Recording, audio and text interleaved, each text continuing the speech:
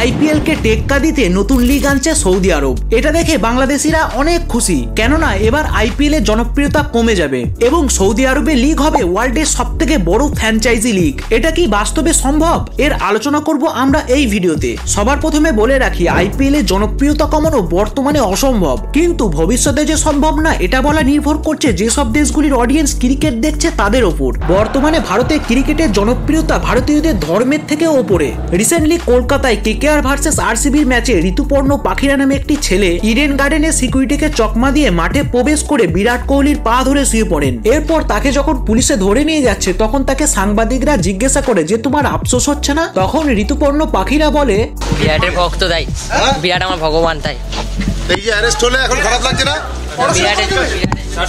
তাহলে ভাবুন ভারতের ক্রিকেটের ক্রেজ ঠিক কতটা। এবং বর্তমানে সৌদি আরব যদি মনে করে আমরা ভারতের আইপিএল কে টেক্কা দেবো তাহলে এটা অসম্ভব। ও সৌদি আরব যদি ভাবে আমরা ফুটবলের মতো হিউজ অর্থ ব্যয় করে ক্রিকেটকেও আমরা বিশ্বের সেরা ফ্র্যাঞ্চাইজি লিগ করে তুলবো, এটা সৌদি আরবের বোকামি ছাড়া আর কিছুই হবে না। বর্তমানে ক্রিকেট এবং ফুটবলের মধ্যে আকাশ পাতাল পার্থক্য রয়েছে। সৌদি আরবে যেসব কারণগুলির জন্য ফুটবল ফেমাস হয়েছে সেসব কারণগুলি ক্রিকেটের ক্ষেত্রে কোনো কাজে আসবে না। শুধুমাত্র একটি উপায় আছে যার কারণে সৌদি আরবের লিগ ফেমাস হয়ে উঠতে পারে। তো সেই উপায়টা কি সেটা আমরা একটুখানি পরেই বলবো। তো বর্তমানে ক্রিকেট সৌদি আরবে ফেমাস না হবার কারণগুলি হলো, ফুটবলের ভক্ত রয়েছে ওয়ার্ল্ড ওয়াইড। পৃথিবীর যে কোনো দেশে গিয়ে যদি রোনাল্ডো এবং মেসির ফটো দেখানো হয় তাহলে ম্যাক্সিমাম লোক তাদের চিনবে, কিন্তু বিরাট কোহলি, রোহিত শর্মা এবং ট্রাভিস হেডের মতো প্লেয়ারকে সাউথ এশিয়ার যে সকল দেশ ক্রিকেট খেলে সে সকল দেশ ছাড়া অন্যান্য দেশের ম্যাক্সিমাম লোক এদেরকে চেনেই না। আর ক্রিকেটের জনপ্রিয়তা শুধুমাত্র সাউথ এশিয়ার মধ্যেই সীমাবদ্ধ আছে।